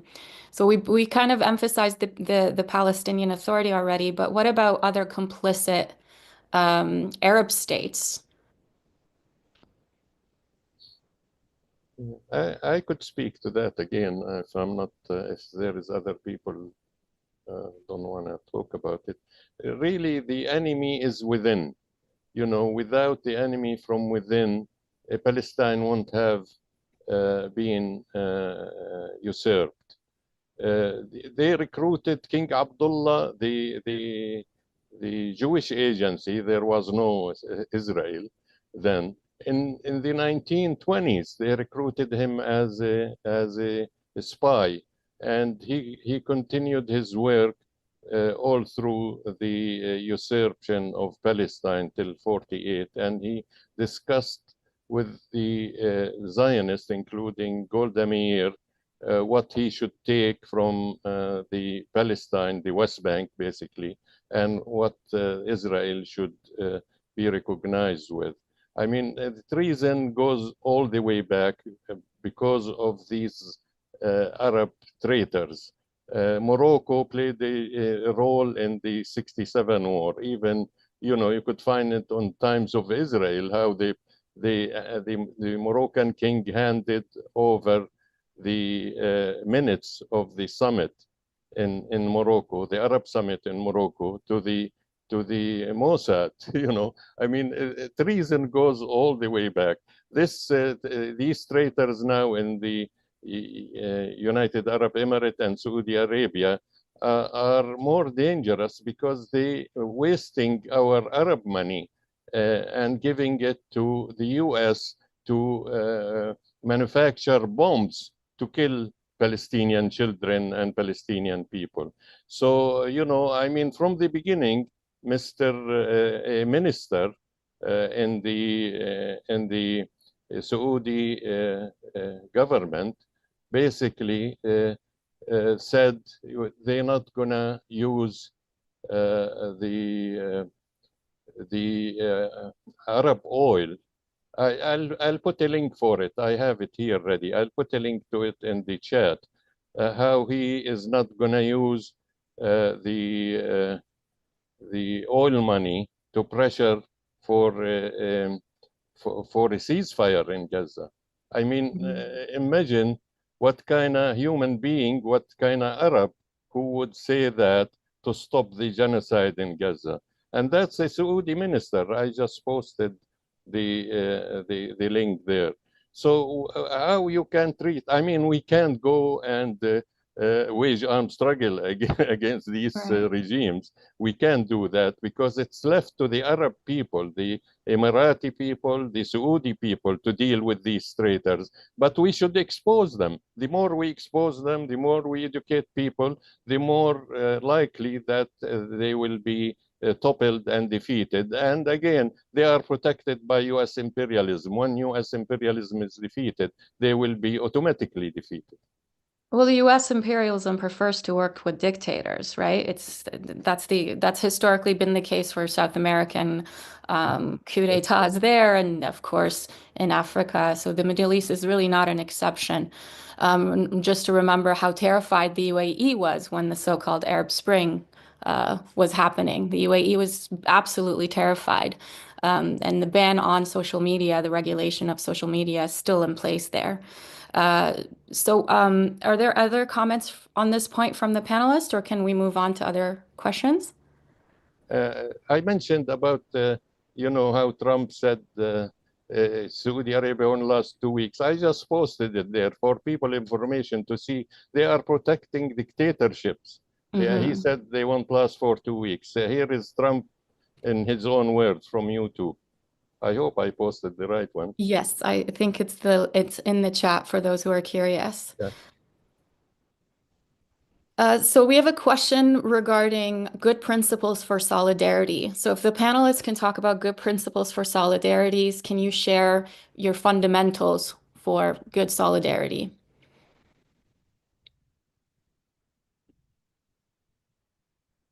I'll jump in real quick.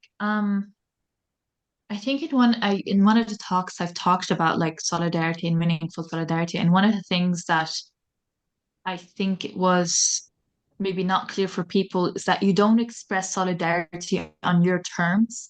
Solidarity is based on the terms of who you're expressing solidarity with. So you should not pick and choose. Like one of the things is like people want to express solidarity with Palestinians, but they're like, well, we don't know about armed resistance. I think we're not comfortable with it. I think Palestinians want, when they want you to express solidarity with them, they also want you to express solidarity with their resistance as well. So I think that's also one thing that people sometimes forget, that you cannot pick and choose your type of solidarity. I think it's important to kind of sit and think, what type of concessions am I making on behalf of Palestinians, and what they can, what Palestine should look like really. Only because I feel like just uncomfortable with what Palestinians really want. This is a question that people have, people maybe don't really have enough of the type of question where you're asking, what do Palestinians actually want? As opposed to, what is, the easiest option? What's the pragmatic solution or a solution? In fact, that solution, Palestinians are allergic to the term solution, in fact. So I think meaningful solidarity is also about less about like the, being in the space and showing. It's not like, it's not about the visuals of it. It's not about, it's not theatrics really at all. It's something really from the heart. So it has to be meaningful to you. You have to do it with the thoughts that this is something that you would even sacrifice your life for. Like, this is the extent that I tell people that, you should think about Palestine, that if you had the same situation for your own people, would you want to just express solidarity on a superficial level? No, you should think about it as a form of sacrifice. Am I sacrificing, luxury for Palestine? Am I sacrificing those spaces where, they're complicit spaces, with Zionism uh, and genocide? These type of things. You have to think about the importance of solidarity as sacrifice, and less as a task that you have to do because of some form of guilt. I think you should always see the agency of Palestinians with your solidarity. So your solidarity is based off understanding the agency of Palestinians, as opposed to imposing your own agency. I've seen that unfortunately happen in some spaces, and it's been just awkward to have to tell people that maybe that's not really genuine solidarity, and genuine solidarity looks much different. And you need to just look within of why you want to feel like you have to impose a certain solution or certain answer to every question, and not think about what Palestinians want. So I think this is what I believe is a meaningful solidarity. The last thing is, you have to think about what tangible and meaningful really means. So you cannot just be expressing solidarity without actually working towards something meaningful or tangible for the Palestinian people. So you have to think about, what does my solidarity translate to on the ground for Palestinians? And then you can always ask people, Palestinians, we always welcome that. You can come up and ask us, what is meaningful solidarity with you? What is something important to you that matters to you? And we're more than happy to be like, well, actually, we think that if you donate or if you share a GoFundMe, that is meaningful solidarity. I mean, we don't have to, all the time be at the forefront of things. Sometimes simple things, we're not asking for too much, but I think taking the lead from Palestinians is always a good form. Thank you. Thank you. Bram? Thanks. I think it's wonderful to be part of a coalition and a group that have a similar political and moral compass, so to speak. I think many of us were appalled and frustrated by other coalitions and other groupings that wouldn't allow the dignity of the raped to fight the rapist. It wouldn't allow the dignity of the oppressed to resist their oppression. Now, solidarity in the international arena, in terms of boycott, sanctions, divestment, and isolation, of course, is really important. And that's our focus from outside, because we're cooking outside the pot. But for the parent of a child who is murdered in front of his eyes, to not fight back and not to be afforded the right to fight back, by so-called activists and solidarity supporters of Palestinians is a form of betrayal, in fact. Ultimately, the right of resistance is a human right. It's defended under international law. If someone comes and steals your land, comes into your garden, kills your family, and they're still on their land, on your land, and they're stealing more land, are you meant to emerge with a petition? The Palestinians have a right to decide. And when they make decisions for their freedom, the international community, those who have really the interests of the Palestinians at heart, do need to provide that unapologetic solidarity, not just when it looks popular. And that's another thing. I mean, we've seen with the genocide, we've seen a huge expansion in solidarity in the kind of people who now say free Palestine. But the risk, of course, is that it's becoming a mainstream issue, which is an important step in the struggle, because you do want the majority of society to stand out in support of Palestine. But the reality is we cannot ask Palestinians to be beggars. We cannot ask Palestinians to allow for their mistreatment and not resist. That's fundamental to any people. And I think that it's one of the victories of the West and the victories of some of the Israeli propaganda is to make the rights of Palestinians conditional in a variety of other rights. So whataboutism, what about this and that? What about LGBTI? What about this? What about the bombing of this? What about the hostages? No, we don't subscribe to any of this whataboutism. The Palestinian people will determine their constitution on their terms. And if we're not happy with their constitution, we can be involved in a variety of other issues later on. But fundamentally, the sovereign right of the Palestinian people and their right to fight for their freedom is fundamental. And disallowing Palestinians the support from the international community and solidarity based on their self-defense and their resistance is fundamentally wrong. And I think that we find a collective group now growing that is not ashamed to associate with those who fight for their freedom. And I think that's important, because it can't be we want to support victims, but we want victims to behave like victims. No, victims are not our interest. Our interest is liberation, is freedom, is people. We think it's wrong that people are victims, but we think that victims have a right to rise and own their destiny and fight too. And I think that's fundamental. Thanks so much.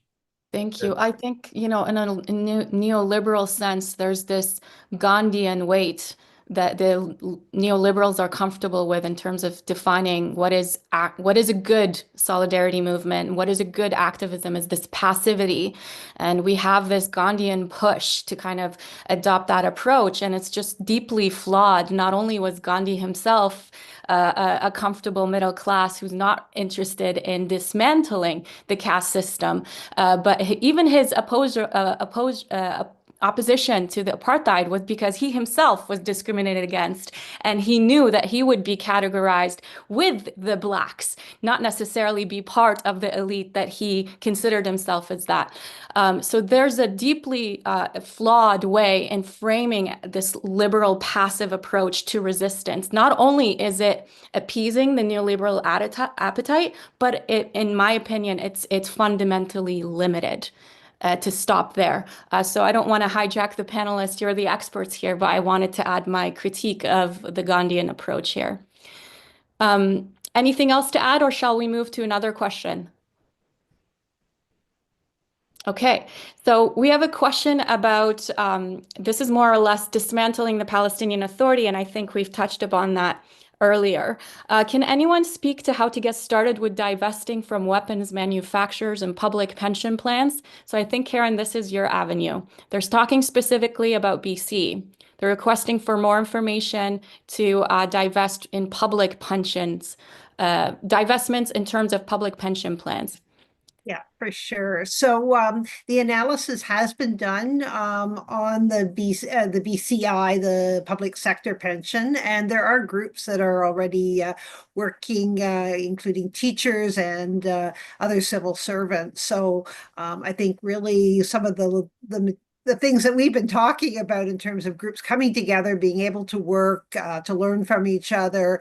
There can be different strategies and different targets about how you move forward. Of course, you would want all war crime complicit companies removed from a portfolio, but there may be other approaches or tactics more specifically, as the question mentions, around arms manufacturers. So I would say get a hold of us. We can have that conversation, and also link in with other groups that have already been doing some work on it in BC, but really with all the public sector pensions for BC, for Alberta, for Ontario, for Quebec, for the federal public service. Those broader public sector pensions do have to report to the United States Security Commission, so the analysis can be done and updated. The challenge for other smaller public sector pensions like Saskatchewan or one of the maritime provinces are that they are really invested in indices, and that makes it a lot harder because there aren't direct investments. So there are different nuances and such, and I think to be able to do some of this work will be really important in that context. So yeah, be in touch, and let's figure out how we can mobilize and link together on what can work. Certainly some unions have been bringing resolutions forward, so certainly that is one approach as well. Thank you. This is sort of a comment to or an appreciation of the word designification. So we have someone here saying that they really appreciate that term, and they thank you for introducing them. They also ask, what can we do to get the Israeli embassy shut down in Canada? So maybe, Bana, this is clearly for you. Wow, this is a huge question. I don't think it was like shut down just because of like one act. I think it was kind of the movement moving without any interruption. Like we had more than 50,000 people every Saturday nonstop marching. We had, boycotts. We had these different groups in, student and staff groups in university academics. They're doing their own action. Every group was doing their own actions. Every company, every place in Ireland, every community, they had action towards Palestine, in solidarity. It was almost, you saw Palestine more than you saw, anything Irish in Ireland. It was like that. It was, it was just, you have to see that happen in Canada where the Zionist, voices just feel like they cannot win. They cannot win the communities. They cannot win anywhere really, in companies, in food markets, everywhere. They have to be. They have to just feel like they just no longer own the space, and it starts from there, and then it's from that point onwards. The embassy would just it's not about the embassy also just feeling like this is about like the diplomatic situation. I think it's also like, what type of pressure are you putting on the government as well? So the government feels like they can just, any question is a Palestine question. If they want to do something, well, why are you doing this? Why are you supporting a genocide of Palestinians? Why are you doing this? So you just want to hold them accountable at every venue, to the point that they can no longer avoid the discussion. I think that's what it is. They can no longer avoid it. They just were not welcome. They were just not welcome. I think that's just how they're supposed to feel in Canada. Unfortunately, Canada is a difficult situation because there are a lot of these Zionist lobby groups and groupings. In Ireland, I think it's impossible because in society, people kind of just grew to like sort of support Palestinians. They see parallels between their history and Palestinian history. So in a way, I think the struggle is a bit more kind of has to be a deeper kind of engagement with the Canadian communities. And I think it needs to be kind of in a way more focused on getting not just the bigger level groupings, but just the smaller community type of things. In every community there needs to be a discussion or something, a grouping on Palestine. It takes time, but it's important to not see it as impossible. There's no such thing as impossible, people can agitate, and the government can also, like, it's not predictable all the time. People like to believe it is, but it's not. So do work towards that, and you'll see results. If you work towards that, you'll see results, whether it's with the embassy, whether it's with something even bigger than that. So yeah. Thank you. Karen, and then Bram. Really briefly, just when the question's asked, I think back to 2020 and the United Nations Security Council seat that Canada had a bid with, and the campaign that we put together with a real focus on Palestine, but really on the broader foreign affairs agendas and Canada's dismal history around foreign affairs. And I mean, that was we were criticized by many groups, including some Palestinian diaspora groups and others such as faith communities and such, saying you shouldn't do that, you shouldn't condemn Canada even in that way. But I mean, I think that was really an example of being able to mobilize. In the end, they were all those groups were celebrating the victory, and I mean, it made it easier that it was Ireland and Norway that were bidding against Canada. But we do have another option coming up on that, because Canada has been positioning, of course, as we go into an election, what will that look like? But they have been positioning for the Human Rights Council seat as well next year. So that would be another campaign. I think that, that was quite a bit of an embarrassment, and I think was an important move, and was, important also to reach out to member states right across the world to hear we as Canadians saying we're concerned about our foreign policy, be it related to Israel or be it related to mining or other things. So there's another strategy to consider. Bram? No, thanks. I think again it's the complication of our contexts that really matter. In South Africa, we found that we had a majority in support of liberation that understood or was able to understand when engaged around the issue and when information was shared around the importance of standing with Palestine. And we had a governing party and the dominant political forces that subscribed to an understanding of liberation history, but also the role of solidarity in our struggle in South Africa. But that was not without its challenges, because we had an economy that was incredibly unreformed. And we had unfortunately, and it's an ongoing problem we face, by the way, is the fact that some of the biggest Jewish voices and biggest Jewish organizations are very openly in support of Israel, even with this genocide. And they often claim to be victim of anti-Semitism, but it is they who endlessly articulate the Israeli situation as a religious question. They, as religious leaders and organizations and representatives, come out over and over and over again saying that the hostages must be free and Hamas is terrorist and the Palestinians and so on. So it creates this problem. So I guess what I'm saying is that the Jewish community in South Africa has some progressive voices, but it still remained quite largely in support of apartheid during the struggle here, and also in support of Israel. Which brings me to the next point, that when you do your strategy and tactics and you look at the levers of power, we took over political power in South Africa, but we didn't really take over economic power so significantly. And the Jewish Board of Deputies, a very Zionist outfit in South Africa, the South African Jewish Board of Deputies, have a publication called the Jewish Report that I think decided it's a bad idea to expose themselves. But in 2009, they did. Up until 2009, they used to boast about the number of billionaires they had. And at that point, of the 250 richest South Africans, 50 or so were Jewish. And that's from a population of less than 1% of the population. So they had about 20% of the billionaires and millionaires of South Africa, and yet they represented less than 1% of the population.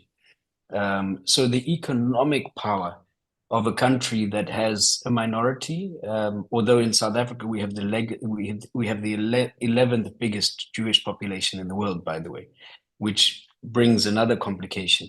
So even though we've achieved sending the Israeli ambassador back to Israel, even though we've achieved bringing our ambassador back to South Africa and there's been progress on the diplomatic severing of relations, Israel hasn't shut down their embassy in South Africa.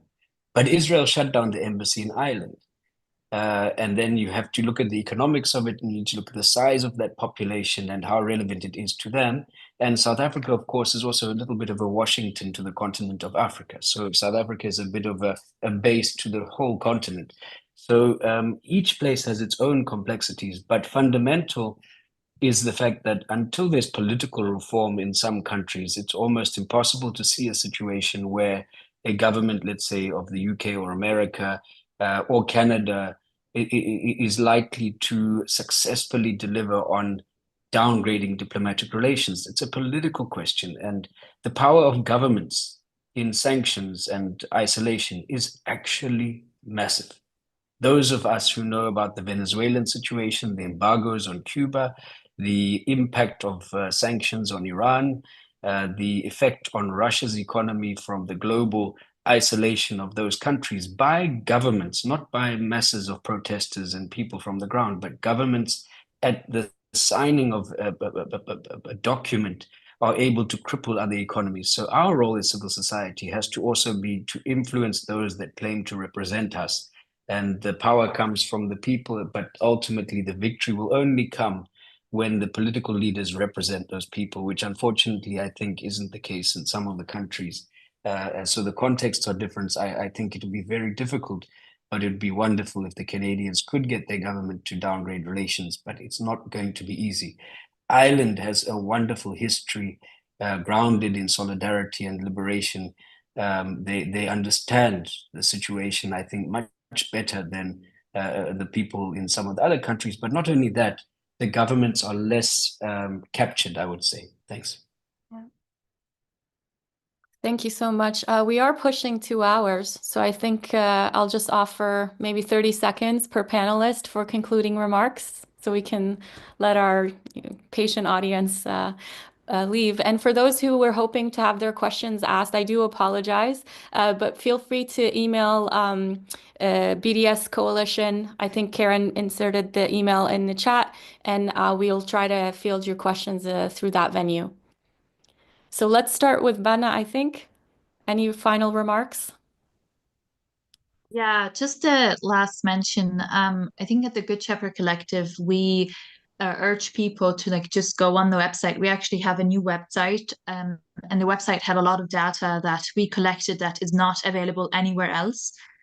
This data includes, the numbers, but, not just numbers, but also, attacks and settler attacks, some of the things that, you would have to go on to platforms and, request those numbers, and you'd have to have a password protected profile. We have that, we compiled that, we did our own analysis on those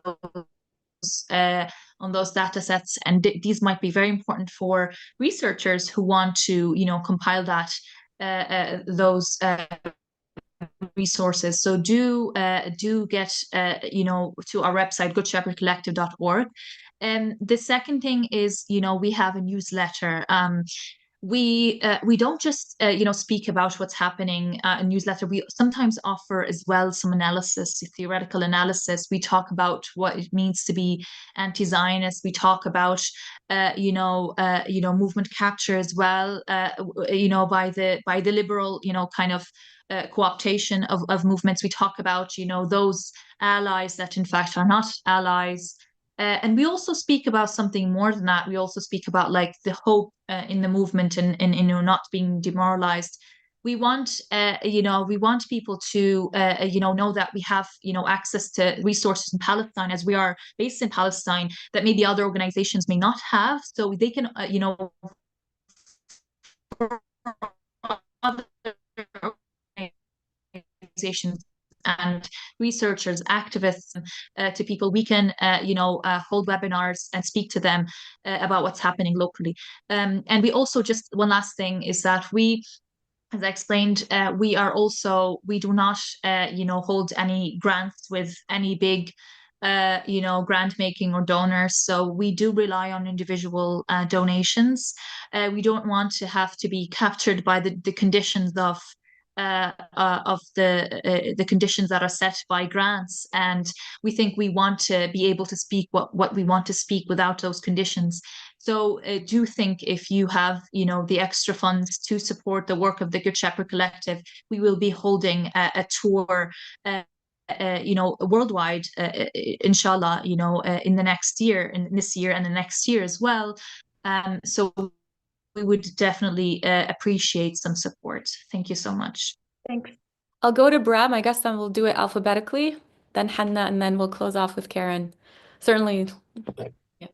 Well, thank you so much. I spoke a lot, so I won't say much except to say, Bana, you can absolutely count on us to host you and to assist in all the stuff in South Africa, and the same with other allies. Thank you. Hanna? Yeah, I think really I want to touch on the solidarity movement. From our experience here, some people just voice their support to the liberation of Palestine without realizing that they are supporting the tools of liberation with all its forms, including the armed struggle. We had an incident here in Vancouver where a speaker from the podium said in a demonstration, said, "Long live October 7." And, lots of criticism came from the movement. And it was, we are sure that it's instigated by agents of the police and the state. Now all of them are saying, oh yeah, they released the prisoners, we support the Palestinian struggle. I mean, where were you when the police persecuted the one who said that? Actually, it is detailed on the last article we posted I just posted it, The Vulture of Anti-Palestinianism. When someone falls down from the solidarity movement, we shouldn't start stabbing them. We should show solidarity with them.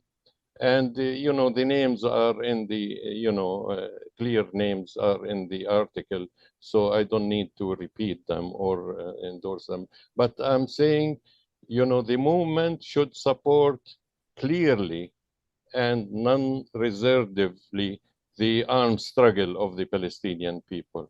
Liberation movement, and it's recognized by even the UN. There is certain resolution recognizing the Palestinian struggle for armed resistance. So what we are shying about, because of the intellectual terrorism that we are under from the police state and from the government and from the media, we should tell them, no, thank you. We clearly support the Palestinian struggle for liberation, whether you like it or not. Long live October 7, and down with Canada as an imperialist state, as a settler colonialist state. When we say down with Canada and down with the US, we mean down with their ideology that's based on supremacism, on settler colonialism, and oppressing other people. We don't need such states in anywhere in the world. Thank you. Thank you, Hanna. And for anyone who's interested in some literature, I invite you to consider the historian C.L.R. James. He writes a lot about, armed resistance, especially in the context of the Haitian Revolution. Karen, I'll give you the last few minutes that we have.